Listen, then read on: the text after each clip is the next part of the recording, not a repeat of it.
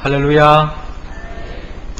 죄와 절망과 저주 속에 살아갈 수밖에 없는 우리들을 참된 자유와 기쁨과 영생 복락을 안겨주기 위하여 우리 모든 죄를 짊어지고 십자가에 못 박혀 죽으시고 부활하신 예수 그리스도를 향하여 할렐루야 찬양대에서 찬양했습니다.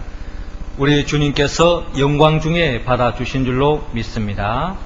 부활하신 예수 그리스도를 믿음으로, 절망에서 희망으로, 저주에서 축복으로, 죽음의 자리에서 생명의 자리, 영생 복락의 길로 나아가는 우리 모두가 되기를 주의 이름으로 축원합니다. 우리 옆 사람과 한번 인사 나눕시다. 부활을 축하합니다.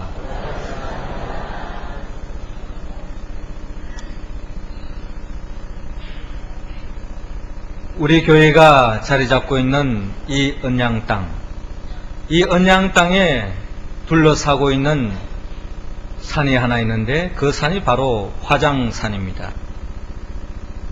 이 화장산은 신라시대부터 이어내려오는 이야기가 있습니다. 그것은 다름이 아니라 그 화장산 밑에 두 부부가 두 오누이를 데리고, 자녀를 데리고 아주 행복하게 살았다고 합니다. 그런데 이 두 부부는 사냥꾼이었습니다. 그래서 이 언양 땅에서 사냥꾼을 하면서 생계를 유지했던 사람이었습니다. 그런데 마침 겨울이 되어가지고 너무나도 혹독한 추위 속에서 사냥을 하기가 참 힘든 과정에 있었는데, 그 가운데서도 그나마 간간히 몇 마리 잡혔던 짐승도 잡을 수 없고 도저히 생계를 유지하기에 너무나도 어려운 지경에 빠지게 되었습니다. 그래서 이 사냥꾼이 왜 이렇게 동물들이 잡을 수 없는가 라고 헤아려 보았더니 결국 이 화장산 그 위쪽에 큰 동굴이 있는데 그 동굴에 큰 곰이 사는 겁니다. 그래서 이 큰 곰이 이 주위에 있는, 이 화장산 주위에 있는 이 동물들을 다 잡아먹고 또 주위에 있는 산들을 사냥을 해서 다 잡아먹었기 때문에 도저히 사냥감이 줄어들 수밖에 없는 것입니다. 그래서 이 사냥꾼 이 부부는 이 사랑하는 두 자녀를 데리고 함께 살기 너무나도 힘든 나머지 양식을 구하기 위해서 또 살아남기 위해서는 저 곰을 죽이지 않고는 살아갈 수 없었기 때문에 화장산 꼭대기에 그 동굴을 찾아가서 그 곰을 죽이기 위해서 창과 활을 가지고 찾아갑니다. 곰을 죽이러 갔지만 결국 이 사나운 곰의 역습을 당해 가지고 이 사냥꾼 부부가 그 자리에서 처참하게 죽고 말았습니다. 마침 집에서 기다리고 있던 두 오누이가 부모님이 해가 지도록 돌아오지 않는 것입니다. 사냥하러 가서 맛있는 짐승을 잡아서 오면은 배부르게 먹으라 잔뜩 기도했지만 밤이 깊어갈수록 부모님은 돌아오지 않습니다.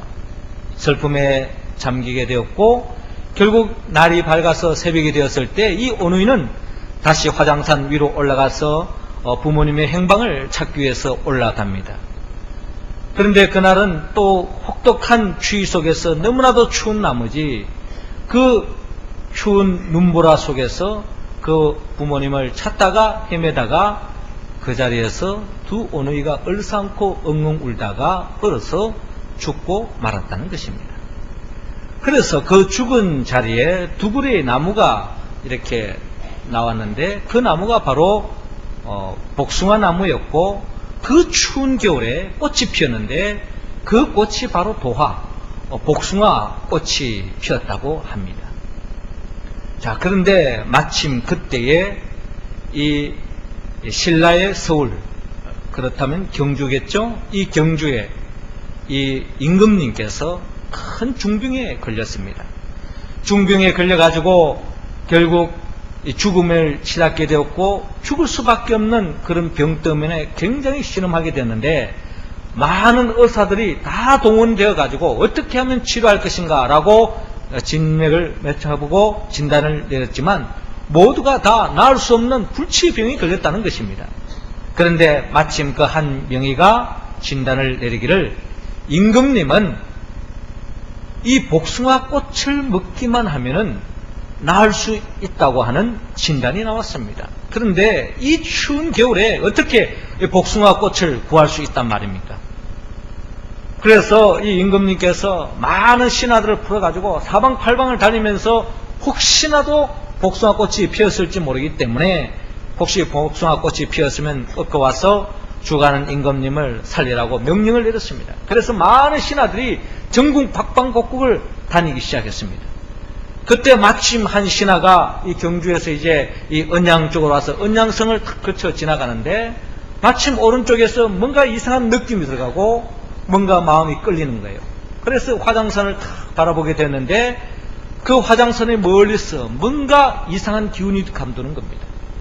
그래서 이 신하가 그 화장산 꼭대기에 올라가 보았더니 마침 복숭아 나무가 2개가 있는데 거기에 그 한겨울에 추운 겨울에 꽃이 환하게 피어져 있었다는 겁니다.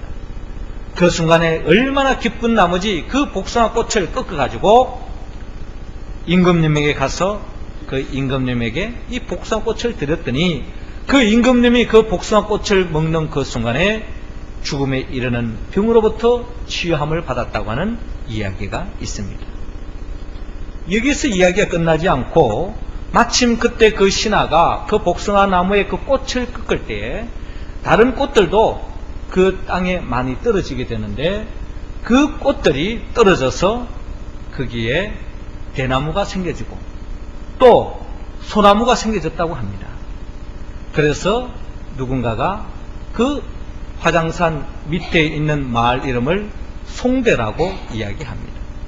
소나무 송, 대나무 죽이지만 대. 그래서 소나무가 대나무가 어우러져 가지고 이 송대라는 마을이 이루어졌다 하는 그런 이야기도 있습니다. 물론 전해오는 이야기죠.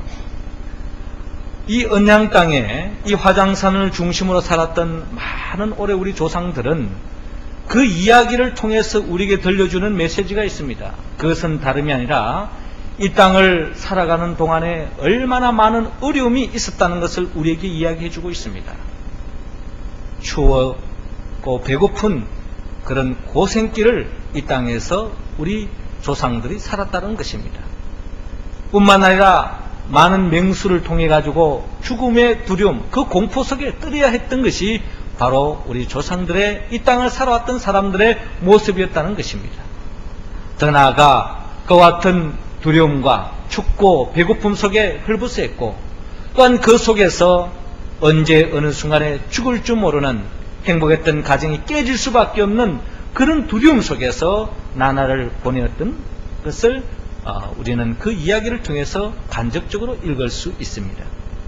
그러나 이 이야기는 그저 단순히 우리 조상들의 살아왔던 사람들의 그 아픔만 이야기하는 것이 아니라 그 이야기를 통하여서 소박한 소망, 꿈도 이야기하고 있습니다.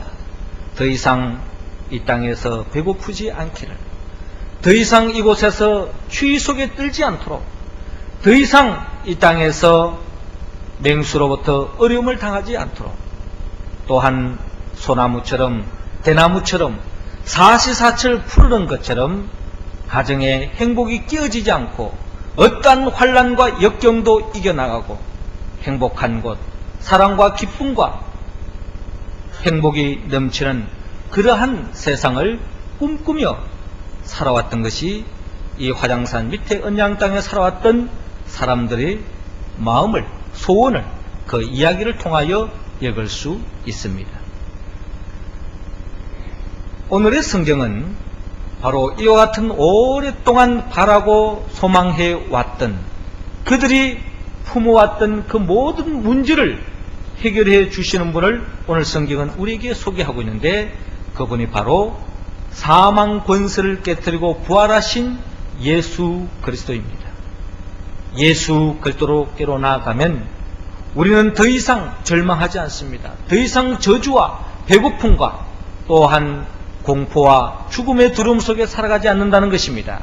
예수께로 나아가면 우리에게는 참된 평안과 기쁨과 행복을 맛볼 수 있고, 또한 이 땅에서 맛볼 수 없었던 예수 그리스도를 통하여 새하늘과 새 땅에서 누릴 수 있는 천국의 기쁨을 이 땅에서 누릴 수 있다고 성경은 약속하고 있습니다. 오늘 성경의 본문을 바라보면은 우리는 사랑하는 님이 먼저 죽고 그 죽음 앞에서 탄식하며 절망에 빠져있는 한 여인을 만날 수 있는데 그 여인의 이름이 바로 막달라 마리아입니다. 이 여인은 사랑하는 사람의 그 죽음 앞에 더없이 오열하면서 슬픔과 탄식에 사로잡혀 있었지만 이 여인이 부활하신 예수님을 만남을 통하여서 그의 마음속에 있는 그 모든 슬픔과 탄식이 사라지고 더없는 기쁨과 행복이 자리잡게 되었던 것입니다. 그렇다면 우리의 삶의 자리에서 우리가 어떻게 하면 절망과 탄식할 수밖에 없고 좌절 속에 살아갈 수밖에 없는 우리의 인생길이 참된 주님 안에서 기쁨과 행복을 맛보며 살아갈 수 있을까요? 하나님은 오늘 성경 본문 요한복음 20장 1절에서 10절을 통하여서 예수님의 부활을 알아라고 말씀하고 있습니다. 우리 9절 말씀 우리 한번 다 같이 읽겠습니다. 시작. 저희는 성경에 그가 죽은 자 가운데서 다시 살아나야 하리라 하신 말씀을 알지 못하더라. 아멘. 저를 한번 따라 하시기 바랍니다. 예수님이 부활했습니다. 우리는 오늘 본문을 통하여 예수님께서 죽은 지 사흘이 되던 날 새벽에 무덤을 향하여 제일 먼저 달려간 여인 중에 막달라 마리아를 만날 수 있습니다. 막달라 마리아는 어떤 여인입니까? 우리가 잘 아는 것처럼 누가복음 8장에 보면 이 막달라 마리아는 예전에 귀신이 들렸습니다. 귀신이 들려서 귀신의 영에 이끌림을 받아가지고 자기 몸이 자기 생각대로 판단대로 움직여주지 않고 귀신의 영에 사로잡혀서 더없는 불행한 고통 속에 절망 속에 살아갔던 여인이었습니다. 이러한 여인이 예수님을 만나서 예수님을 통하여서 이 귀신이 물러가게 되어졌고 그리하여 예수님을 통하여 참된 자유와 기쁨과 행복의 삶으로 나아가게 되었습니다. 그래서 막달라 마리아는 그 누구보다 예수님을 사랑했고 예수님을 향하여 봉사했고 예수님을 향하여 헌신적인 삶을 살았던 것입니다. 심지어 예수님께서 십자가에 못 박혀 죽음을 당할 때에 많은 제자들까지도 예수님을 부인하고 다 도망갔지만 끝까지 예수님 무덤 밑에서 주님을 따랐던 사람 중에 여인이 바로 이 막달라 마리아였습니다. 그러나 이 막달라 마리아는 죽음 앞에서 오열할 수밖에 없었습니다. 자신이 사랑했고 자신의 희망이요 자신의 기쁨이요 자신의 인생의 생명이라고 할 수 있는 그 예수 그리스도를 만남을 통하여서 인생이 새롭게 열려졌지만 그 예수 그리스도를 통하여서 행복한 삶을 꿈꿔왔지만 그 예수님이 죽음 앞에 오열하지 않을 수가 없는 것입니다. 그런데 이 여인을 더욱더 가슴 무너지게 한 것은 바로 사랑하는 님이 죽었다 할지라도 그래도 그 시신을 보담고 안고 또 그 시신을 잘 위해 줄 때에 우리는 나름대로 인간적인 위안을 품을 수 있는데 그 예수님의 몸의 시신에 향품을 발려주기 위해서 왔지만은 마침 돌문이 무너져 있어서 그 예수님의 시신이 없고 빈 무덤으로 놓여져 있었을 때에 이 여인에게는 더없는 가슴이 무너지는 절망에 사로잡힐 수밖에 없게 되었습니다. 이 여인이 왜 절망하고 있습니까? 그것은 바로 예수님이 부활했다는 사실을 알지 못했기 때문입니다. 예수님이 죽은 자 가운데서 3일 만에 부활하신다는 것을 알았더라면 아마 이 여인은 빈 무덤을 보는 그 순간에 할렐루야 찬송하면서 더없는 기쁨의 자리로 옮길 수 있었을 것입니다. 그러나 예수님이 죽은 자 가운데서 부활한다는 것을 몰랐기 때문에 더없이 절망한 나머지 혹 이 시신을 누군가가 훔쳐가지 않았는가 하는 그런 인간적인 생각에 사로잡혀서 더없이 오열하는 막달라 마리아의 모습을 바라볼 수 있습니다. 예수님은 제자들에게 내가 죽은 자 가운데서 3일 만에 부활하리라 라고 3번이나 말씀하셨습니다.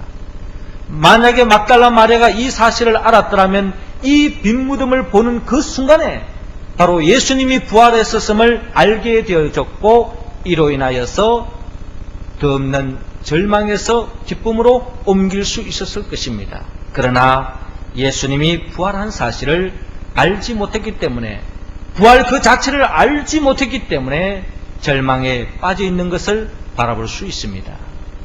우리는 모를 때에 두려움에 빠질 수밖에 없습니다. 저는 우리 언양 땅을 오게 된 것은 약 3년 전, 그러니까 제가 울산에서 자라고 고등학교까지 울산에서 신앙생활 하다가 이제 대학생활부터 이제 서울에 가서 25년간 서울에 있다가 이제 울산 땅, 이 언양 땅에 오게 되어졌는데요. 이 언양 땅에 와서 생활해 보면서 제 마음속에 이 언양을 상징하는 가장 상징물이 뭘까라고 저는 생각해 본다면, 시간이 흘러갈수록 저는 언양 미나리가 아닌가 하는 생각을 가져봅니다.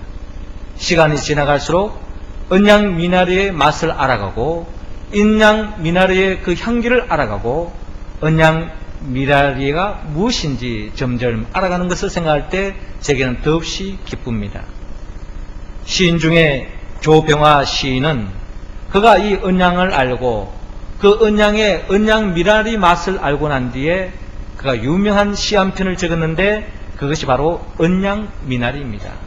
그 시는 1970년 4월 10일, 아마 지금 이 봄날 4월 달에 아마 지었던 시인데, 제가 잠깐 소개하면, 복의 잔에 언양이라는 곳 아나? 미나리골 말일세. 경부 고속도로를 대구서 올라타면 영천 경주를 돌아 단숨에 경상도 언양, 지금은 하이웨이 인터체인지로 변했지만 옛부터 소문난 미나리골, 맑은 시내 산간마을, 동으로 돌면 울산, 남으로 내다르면 부산, 아따 손살같이 뻗어버린 신식 신장로, 산천이 쭉쭉 치마 벌린 것 같더구만. 그거 온통 봄빛 눈부신 개나리 살구, 바람이 뒹구는 보리밭, 하늘의 노고지리, 가슴 시원한 신라 스라블, 서울은 아직 가시지 않은 겨울골이 어서서 찬방 두고 떠났는데, 영 넘어 이곳에 내려앉은 남방 가시나 허벅지 같은 언양 미나리. 계속 이어집니다만 여기까지만 읽겠습니다. 그렇습니다. 언양을 상징하는 것이 있다면 저는 언양 미나리라고 저는 고백하고 싶습니다.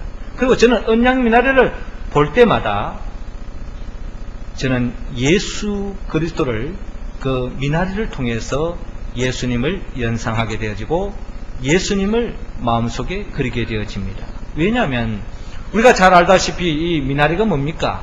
이 미나리는 이 더러운 물을 깨끗하게 정화시켜 주는 것입니다. 그리고 우리 몸속에 들어가면 우리의 몸의 노폐물을 깨끗하게 정화시켜 주는 역할을 하는 것이 바로 이 미나리인 것입니다. 예수님이 어떤 분입니까? 이 죄악된 세상에 오셔서 이 죄악된 세상을 깨끗한 세상으로, 에덴 동산으로 회복시켜 주기 위하여 모든 죄를 짊어지고 십자가에 못 박혀 죽은 분이 바로 예수님 아닙니까? 그리고 본다면 예수님은 미나리 같은 인생을 살았던 것입니다.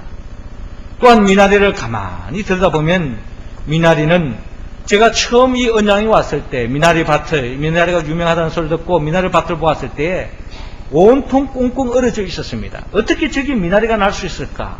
아닌 게 아니라 화창한 봄날이 되니까 그 얼었던 땅이 녹아지면서 그 물속에 갇혀져 있던 그 미나리가 새순이 파랗게 돋아나는 것을 바라볼 때에 우리 주님은 죽은 줄만 알았는데 사망 권세를 깨뜨리고 부활하신 예수님을 생각할 때에 저는 미나리를 통하여 더욱더 예수님을 고백하지 않을 수 없었습니다. 또 미나리는 여러분 한 번 베고 나면 끝나는 게 아니지 않습니까? 7번, 때로는 8번 베어서 한 해를 계속 겨울까지 보내고 또 그것으로 끝나는 것이 아니라 새봄이 되어지면 다시 피어나는 것이 미나리인 것을 바라볼 때에 우리 예수님은 우리 모든 죄를 짊어지고 십자가에 못 박혀 죽음으로 끝나신 분이 아니라 사망 권세를 깨뜨리고 다시 부활하신 분입니다. 이 사실을 우리 모두가 알 수 있기를 원합니다. 이 사실을 알 때에 우리는 이 사실을 바로 알았을 때 모든 판단이 달라집니다. 부활의 사실을 알았을 때 이 텅 빈 무덤을 통하여서 예수님이 부활하신 것을 알게 됨을 통하여 드없는 감격과 기쁨을 누릴 수 있지만, 이 부활의 사실을 알지 못할 때는 그 텅 빈 무덤이 드없는 절망으로 해석될 수밖에 없다는 것입니다. 부활하신 예수 그리스도, 예수님이 죽은 자 가운데 3일 만에 부활했다고 하는 이 사실을 알물 통하여서 여러분들의 삶 속에 어떠한 어려움과 역경과 고난과 고통의 자리에 있다 할지라도 여기에 좌절하시고 절망하지 마시고 부활하신 예수 그리스도를 생각하면서 주 안에서 모든 문제를 좋은 쪽으로 해석하고 또한 승리하며 나아가는 우리 모두가 되기를 주의 이름으로 축원합니다. 두 번째로 우리 모두가 막달라 마리아처럼 절망과 탄식에서 벗어나 희망과 기쁨이 넘치는 행복한 삶으로 나아가기 위해서는 오늘 본문 11절에서 15절을 통하여 예수님의 부활을 믿으라고 말씀하십니다. 15절 말씀 우리 할렐루야 찬양대원들이 읽어주시기 바랍니다. 시작.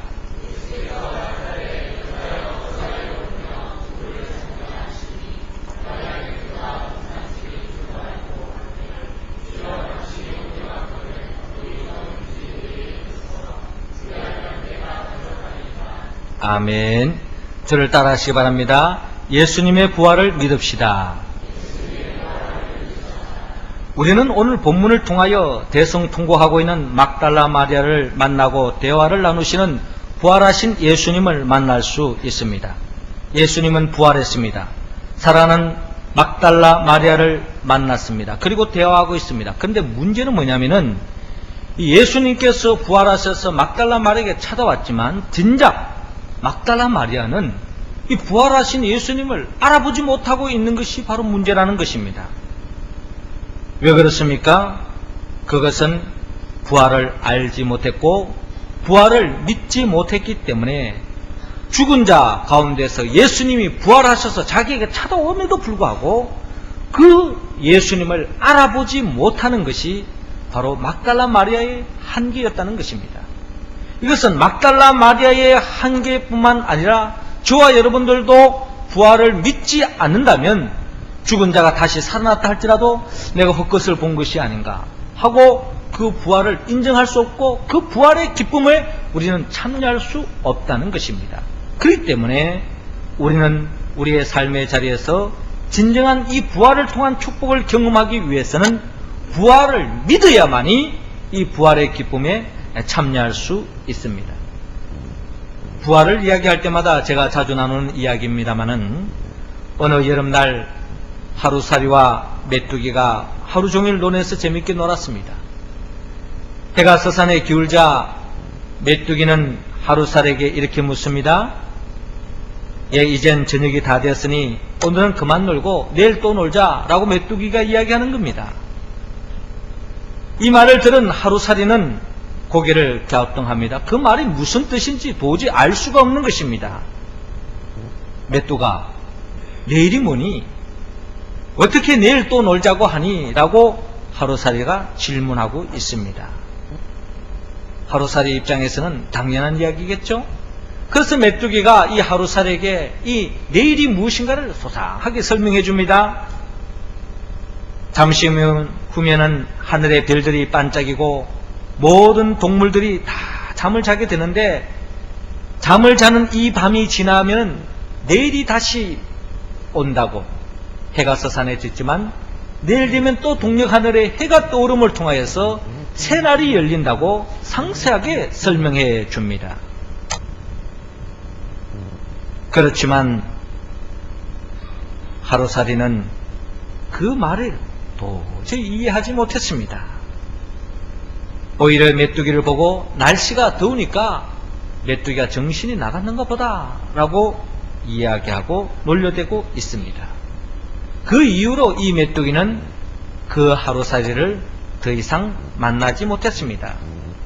결국 하루살이를 만나는 것을 포기하고 논에서 이 메뚜기는 개구리를 만나게 되었고 개구리와 친하게 되었습니다.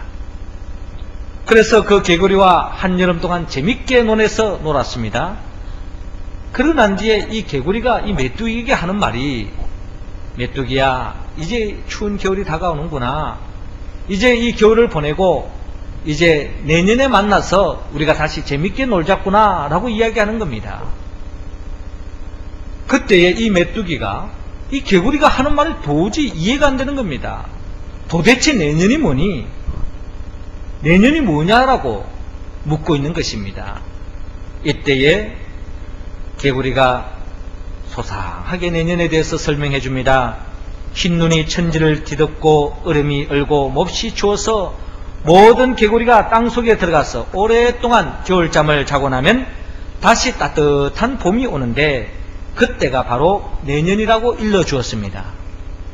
그러자 메뚜기는 개구리의 그 말을 이해하지 못했습니다. 오히려 개구리를 보면서 날씨가 이제 점점 추워지니까 정신이 나간 모양이라고 놀려대기만 합니다. 하루살이나 메뚜기는 내일 혹은 내년을 경험하지 못한 생명체들입니다.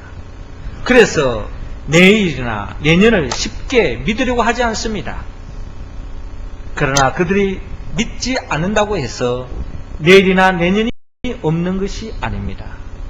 그들이 믿든 믿지 않든 내일과 내년은 엄연히 존재하는 것입니다. 그렇습니다. 우리가 믿든 믿지 않든 내년과 내일이 존재하는 것처럼 성경은 믿든지 믿지 않든지 죽음 그 이후의 세계가 있다고 성경은 우리에게 말씀하고 있습니다. 그리고 우리가 죽고 나면은 우리 모든 사람들 다시 부활한다고 성경은 말하고 있어요. 살았을 때 예수를 믿었든 믿지 않았든 우리 모두가 다 부활한다는 것입니다. 그런데 부활해서 두 번째 사망에 이르는 사람이 있는가 하면은 영원한 영생복락으로 가는 사람이 있다고 성경은 말씀하고 있습니다. 육신의 몸을 안고 있을 때에 예수 그들을 믿지 않은 사람은 이 첫 번째 부활에 다 부활은 하지만은 다시 영원한 영벌 지옥으로 떨어지지만은 육신의 몸을 안고 있을 때에 예수 그들 나의 주 나의 하나님으로 영접하고 예수님을 믿는 사람은 죽음 그 이후에 다시 부활의 생명에 동참하여서 영생복락의 길로 인도한다고 성경은 말씀하고 있습니다. 이 시간 간절히 바라고 원하는 것은 우리 모두는 사망 권세를 깨뜨리고 부활하신 예수 그들을 믿음을 통하여서 둘째 사망에 참여하지 말고 주님이 재림하실 때에 우리 모두가 영생복락에 참여하는 우리 모두가 될 수 있기를 주의 이름으로 축원합니다. 세 번째로 우리 모두가 막달라 마리아처럼 절망과 탄식에 벗어나 희망과 기쁨이 넘치는 행복한 삶으로 나아가기 위해서는 하나님께서는 오늘 본문 16절에서 18절을 통하여 예수님의 부활을 전하라고 말씀하십니다. 18절 말씀 우리 다 같이 한번 읽겠습니다. 시작. 막달라 마리아가 가서 제자들에게 내가 주를 보았다 하고 또 주께서 자기에게 이렇게 말씀하셨다 이러니라. 아멘. 저를 따라 하시기 바랍니다. 예수님의 부활을 전합시다. 우리는 오늘 본문을 통하여서 부활하신 예수님을 믿고 만남으로 부활하신 예수님의 명령을 따라 부활의 소식을 전하는 막달라 마리아를 바라볼 수 있습니다. 좌절과 탄식 속에 신음했던 막달라 마리아가 부활하신 예수님을 이제 믿게 되어지고 알게 되어지고 또 예수님을 만남을 통하여서 그는 부활하신 예수님을 전하기 시작합니다. 아직도 부활의 소식을 듣지 못한 제자들에게 찾아가서 예수님이 부활하셨습니다. 예수님을 내가 만났습니다. 예수님이 부활하신 걸 내가 직접 보고 만났음을 그가 증거할 때에 막달라 마리아에게는 더없는 기쁨이 넘치게 되어지고 또한 막달라 마리아를 통해서 아직도 절망 속에 빠져 있는 사람들이 그 부활의 소식을 들음을 통하여 많은 사람들이 기쁨의 소식을 접함으로 기쁨의 잔치에 참여하는 것을 바라볼 수 있습니다. 저는 이번 주간에 개인적으로 가장 절망적이고 고통스러운 소식을 접하게 되었고 그러면서도 가장 기쁜 소식을 제 한 주간에 제가 맛보게 되었습니다. 그것은 다름이 아니라 지난 수요일에 우리 전도 라이프와 또 신방도 함께 이 언양 지역을 전도를 하고 있는 차에 우리 여종순 집사님께서 서울산 보람병원에서 근무하는 차에 제게 전화가 온 것입니다. 다름이 아니라 우리 정승호 성도님께서 직장 생활에서 일하다가 갑자기 그 타이어가 폭발되는 바람에 얼굴에 큰 손상을 입혀가지고 병원에 실려왔는데 이 서울산 보람병원에서 도저히 이 치료하기에 한계가 있어가지고 이 정승호 성도님을 부산으로 옮기게 되어서 결국 부산에 있는 동아대학 병원에 입원을 하게 되었습니다. 그래서 여기서 치료하지 못하고 큰 병원을 옮겨갔을 때는 그만큼 심각한 거 아니겠습니까? 근데 더 큰 심각한 것은 바로 이 사고를 당해가지고 고통하고 있지만 의식을 잃고 말았습니다. 그래서 도저히 사람을 알아볼 수도 없고 또 그 누구에게 자신의 고통을 호소할 수도 없고 왜 이렇게 되고 이런 걸 표현할 수도 없을 정도로 절망의 상태에 놓여 있었습니다. 그래서 수요일부터 목요일, 금요일에 이르기까지 도저히 의식이 깨어나지 못하고 처음 제가 면회를 갔을 때 도저히 얼굴을 알아보지 못할 정도로 너무나도 심각하게 퉁퉁 부어 있었고 그저 피범벅이 되어가지고 알아보지 못할 정도로 굉장한 고통 속에 신음하고 있었습니다.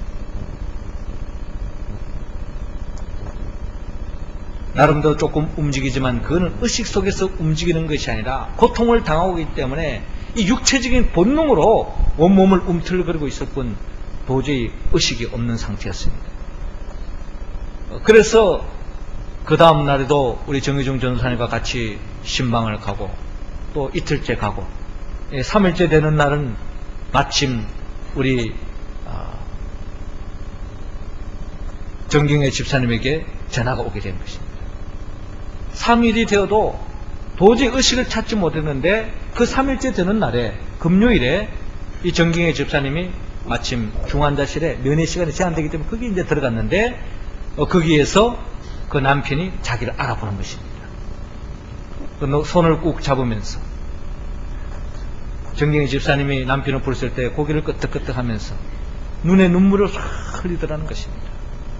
여러분, 의식을 잃었던 사람이 의식을 되찾았을 때 얼마나 기뻤던지 정경희 집사님이 면회를 끝나고 난 뒤에 제게 바로 전화가 왔어요. 목사님, 의식을 찾았습니다.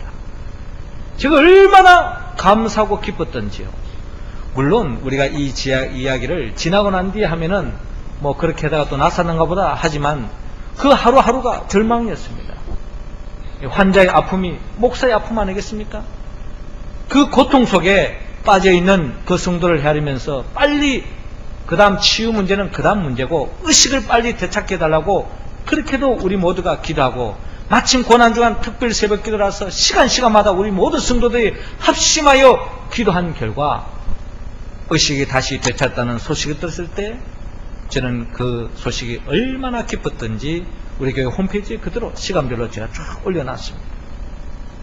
이처럼 의식을 잃었던 사람이 의식을 되찾다는 소식만 들어도 우리에게는 더 없는 기쁨인데 죽었던 사람이 다시 살아났다고 하는 이 소식을 전하는 것은 우리가 이 세상을 살아가는 동안에 있어서 많은 온 인류가 그렇게도 듣고 싶어 했던 가장 큰 기쁨의 소식이 바로 부활의 소식인 줄로 믿으시기 바랍니다. 우리 주위에는 죽음 앞에 절망 속에 살아가는 사람이 많습니다. 단순히 죽음이 아니라 죄 때문에 파생된 죽음이기 때문에 단순히 생명만 목숨만 죽는 것이 아니라 그 영적인 죄책감 속에 시달리고 절망 속에 고통 속에 살아가는 사람들이 우리 주위에 얼마나 많은지 모릅니다. 그들에게 예수 그들을 증거하고 예수 그들을 믿게 하고 부활하신 예수 그들을 소개하고 그들에게 증거하여서 절망에 빠져있는 제자들이 부활의 소식을 듣는 순간에 다시 어깨를 펴고 새 힘을 되찾았던 것처럼 막달라 마리가 부활하신 예수님을 만남으로 절망에서 기쁨의 자리로 옮겨졌던 것처럼 우리의 삶 속에 더 없는 기쁨을 만끽하기 위해서 우리 주위에 아직도 절망에 빠져있는 그들에게 부활의 소식을 전하여서 남은 여생 속에 더 없는 부활의 기쁨을 만끽하며 행복한 삶을 열어가는 우리 모두가 되기를 주의 이름으로 축원합니다. 우리 다 같이 기도드리겠습니다.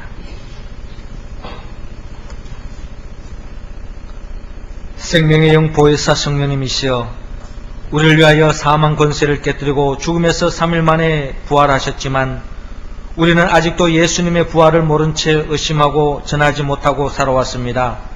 우리의 모습을 불쌍히 여겨 주시옵시고 용서하여 주시옵소서. 이 시간 우리 모두에게 부활의 영으로 충만히 채워 주옵소서. 우리 모두 성령님의 도우심으로 예수님의 부활을 알고 믿고 전함으로 부활의 기쁨을 누리고 하나님께 영광 돌리는 우리의 모습 되게 하여 주옵시고, 부활의 신앙을 품고 어떠한 환경과 역경과 고난도 이겨나가며 매일매일 삶 속에서 새하늘과 새 땅의 기쁨을 맛보며 살아가는 우리 모두가 될 수 있도록 인도하여 주시옵소서. 특별히 오늘 우리 언양제교에 처음 나온 생명들 주님께서 한 사람 한 사람 붙잡아 주시옵시고, 이 부활의 소식을 통하여서 예수 그리스도를 믿게 하여 주옵시고, 또한 영원한 영생 복락의 길로 참여하는 복된 신명 될 수 있도록 복의 복을 더하여 주옵소서. 예수님의 이름으로 기도드리옵나이다. 아멘.